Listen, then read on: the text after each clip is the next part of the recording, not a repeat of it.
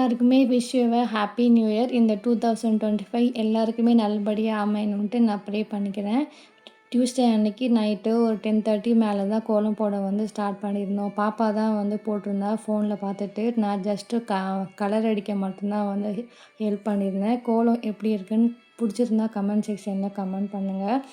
Night தூங்கவே பார்த்தீங்கன்னா ஒரு 1:45 மேலே ஆயிடுச்சு. ஸோ காலையில் ரொம்பவே லேட் ஆகிடுச்சு. ஹஸ்பண்டுக்கு வந்து அன்றைக்கும் ஆஃபீஸ் இருந்தனால அர்ஜென்ட்டாக வந்து டிஃபன் பண்ணிகிட்ருந்தேன். சிம்பிளாக பூரியும் கிழங்கும் தான் வந்து செஞ்சுருந்தேன். இன்றைக்கி ஏதாவது ஸ்வீட் பண்ணி படைக்கணும் இல்லையா? ஸோ வந்து பருப்பு பாயாசம் வந்து பண்ணியிருந்தேன். எல்லாமே பண்ணிவிட்டு ஹஸ்பண்டை வந்து அமுச்சு வச்சாச்சு. அதுக்கப்புறமேட்டு தான் நான் ஃப்ரெஷ்அப் ஆகிட்டே வந்தேன். நேற்று நைட்டே பார்த்தீங்கன்னா வீடெல்லாம் சுத்தமாக வந்து மாப் பண்ணியாச்சு. பூஜை சாமானும் வந்து தேய்ச்சி வச்சுட்டேன். ஸோ இப்போ பொட்டு வச்சுட்டு சாமி கும்பிட்லாம். பசங்களும் வந்து ரெஃப்ரெஷ்ஷாக வந்து போயிருக்காங்க. எல்லாருமே நியூ இயர் வந்தால் ரெசல்யூஷன் வந்து எடுப்பாங்க. அதே மாதிரி தான் நானும் வந்து போன வருஷமும் எடுத்திருந்தேன். பட் ஒன்றுமே நான் பண்ணவே இல்லை. பட் இந்த வருஷமாவது நம்ம எடுத்ததுக்கு ஒரு கொஞ்சமாவது பண்ணணும் அப்படின்னு சொல்லிட்டு திங்க் பண்ணி வச்சுருக்கேன். ஃபஸ்ட்டு வந்து பார்த்திங்கன்னா ஃபோன் ஸ்க்ரீன் வந்து நான் கொஞ்சம் கம்மி பண்ணணும் அப்படின்னு நினச்சி வச்சுருக்கேன். ரொம்பவே ஃபோன் பார்ப்பேன், டிவியும் பார்ப்பேன். ஸோ அது கொஞ்சம் கம்மி பண்ணிக்கணும் அப்படின்னு. செகண்ட் வந்து ஃபேமிலியை ஹெல்த் வைஸாக நல்லா பார்த்துக்கணும். இன்னுமே நல்லா கேர் எடுத்து பார்த்துக்கணும் அப்படின்னு சொல்லிட்டு வச்சுருக்கேன். மூணாவதாக பார்த்திங்கன்னா நான் எல்லாத்துக்குமே கொஞ்சம் ரொம்பவே பயப்படுவேன். ஸோ பயத்தெல்லாம் தூக்கி போட்டுட்டு கொஞ்சமாவது தைரியமாக இருக்கணும் அப்படின்னு சொல்லிட்டு திங்க் பண்ணியிருக்கேன். பாசிட்டிவாக திங்க் பண்ணி பாசிட்டிவாக லைஃப்பை வந்து எடுத்துகிட்டு போகணும். எல்லாத்துக்குமே ரொம்ப பயப்படக்கூடாது அப்படின்னு சொல்லிட்டு திங்க் பண்ணியிருக்கேன். பசங்களும் ரெஃப்ரெஷ் ஆகிட்டு வந்ததும் நான் பூஜை சாமான்லாம் பொட்டு வச்சாச்சு. 3 பேருமே சேர்ந்து சாமி கும்பிட்டுட்டோம். 10 டேஸ் லீவ்லேயே பார்த்தீங்கன்னா பசங்களை வந்து எங்கேயுமே கூட்டு போகல. சும்மா ஒரு 2 நாள் அம்மா வீட்டுக்கு போயிட்டு ஸ்டே பண்ணிவிட்டு அப்படியே வந்துட்டோம். ஸோ இன்றைக்கி ஹஸ்பண்டும் ஆஃபீஸ் போயிட்டனால ரொம்பவே போர் அடிச்சுது. ஃபஸ்ட்டெல்லாம் டிவியில் நல்லா படம் போடுவாங்க. நான் சின்ன வயசாக இருக்கும்போது நல்லா உட்காந்து பார்ப்போம். பட் இப்போ டிவி ப்ரோக்ராமும் பார்த்திங்கன்னா ரொம்பவே போர் அடிச்சுது. ஸோ பசங்களை கூட்டிகிட்டு கலைஞர் சென்டிட்டரி பார்க் அங்கே தான் வந்து போயிருந்தோம். புதுசாக ஓப்பன் பண்ணியிருக்காங்க இல்லையா? அங்கே தான் செம்ம டிராஃபிக்கு. கூட்டமும் பார்த்திங்கன்னா அவ்வளோ லைன் கட்டி நின்னாங்க. பார்த்ததுமே திருப்பி போயிடலாமாடா அப்படின்னு தான் தோணுச்சு. பட் பசங்க வந்து ரொம்பவே அடம் பண்ணனால போயே ஆகணும் அப்படின்னு சொன்னனால வந்து போயாச்சு. டிக்கெட் ப்ராசஸ் தான் பார்த்திங்கன்னா கொஞ்சம் வித்தியாசமாக இருந்தது. தெரியாதவங்க போனாங்கன்னா ரொம்ப கஷ்டப்படுவாங்கன்ற மாதிரி எனக்கு தோணுச்சு. நானும் கேட்டு எப்படியோ பண்ணி எல்லா ப்ராசஸும் முடிச்சுட்டு உள்ளே வந்து போயிட்டோம். பட் ரொம்பவே நல்லா இருந்தது. நல்லா ஒரு ரொம்பவே வெயில் இல்லாமல் கொஞ்சம் வெயில் கம்மியாக இருந்தது. கிளைமேட் பார்த்திங்கன்னா ஃபஸ்ட்டு போனதும் ஒரு குட்டி மியூசியம் மாதிரி வச்சுருந்தாங்க. கலைஞர் அவங்க ஸ்டாச்சு வந்து இருந்தது. சும்மா அப்படியே போய் சுற்றி பார்த்துட்டு ஃபோட்டோஸ்லாம் எடுத்துகிட்டு அப்படியே வேறு எங்கேயாவது அப்படி பக்கத்தில் சுற்றி பார்க்கலாம் அப்படின்னு வந்து கிளம்பியாச்சு. அவங்க அப்பா வர வரைக்கும் சும்மா அப்படியே சுற்றி பார்க்கலாம் அப்படின்னு தான் ஐடியா பண்ணியிருந்தேன்.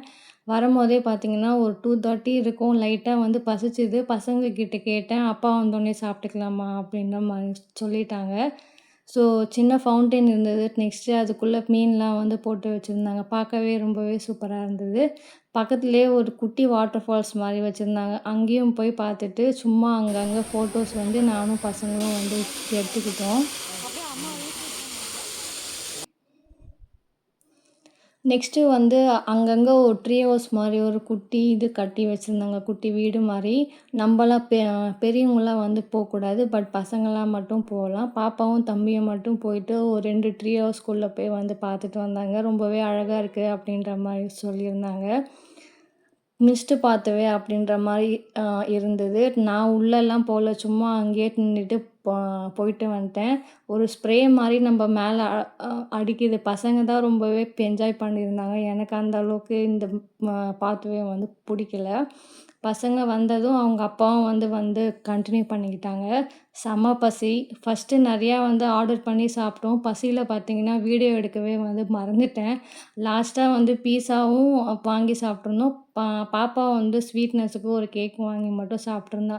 அங்கேருந்து ஸ்ட்ரெயிட்டாக பார்த்திங்கன்னா அப்போயே வந்து டைம் ஆகிடுச்சு. ஒரு 4:00 இருக்கும். 4:30 இருக்கும்னு நினைக்கிறேன் நாங்கள் சாப்பிட்டு முடிக்கவே.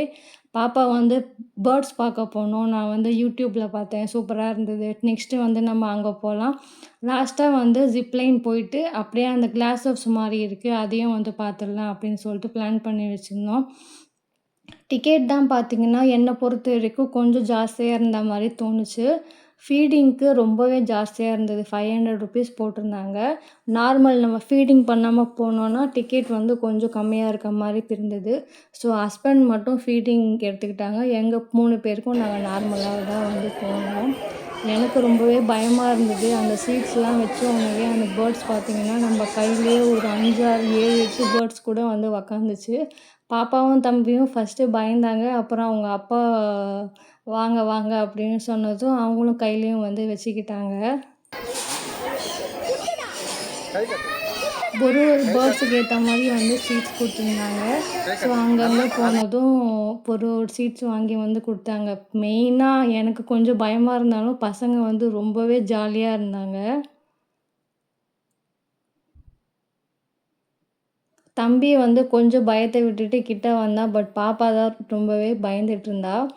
இந்த பேர்ட்ஸ் பார்த்தீங்கன்னா, ரொம்ப நேரம் அப்படியே கையிலேயே வச்சிருந்தோம். கடைசியில வாங்கவே இல்ல.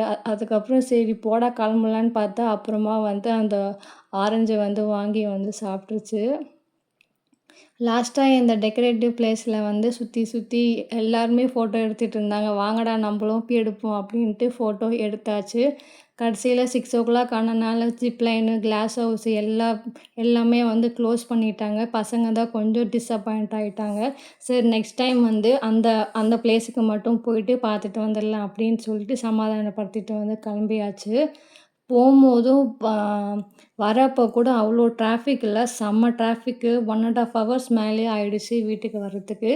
செம்ம தலைவலி. கொஞ்சம் ஸ்ட்ராங்கா காஃபி போட்டு குடிச்சுட்டு, கொஞ்சம் நேரம் அப்படியே ரெஸ்ட் எடுத்துட்டு, நைட்டு டிஃபன் வந்து ஸ்டார்ட் பண்ணியாச்சு. காலைல செஞ்ச கிழங்கு இருந்தது. சரி தோசை ஊத்தி மசாலா தோசை மாரி பண்ணி சாப்பிட்டுடலாம் அப்படின்ட்டு, தக்காளி சட்னி தான் வந்து பண்ணியிருந்தேன் சிம்பிளா. ரொம்பவே ஜாலியா போச்சு இந்த நியூ இயர் வந்து. சிம்பிள் அண்ட் நீட்டா வந்து நாங்க செலிப்ரேட் பண்ணியிருந்தோம். நீங்க உங்க எல்லாருக்கும் நியூ இயர் எப்படி செலிப்ரேட் பண்ணீங்க அப்படின்ட்டு கமெண்ட் செக்ஷன்ல சொல்லுங்க. இந்த வீடியோ வந்து உங்களுக்கு பிடிச்சிருக்கும்னு நெனைக்கிறேன். பிடிச்சிருந்தா எங்க சேனலுக்கு சப்போர்ட் பண்ணி சப்ஸ்கிரைபும் பண்ணுங்க. ஒன்ஸ் அகெயின் எல்லாருக்குமே ஹேப்பி நியூ இயர். இந்த வருஷம் எல்லாருக்குமே நல்லபடியா அமையணுன்ட்டு நான் வந்து ப்ரே பண்ணிக்கிறேன். Take care. பாய்.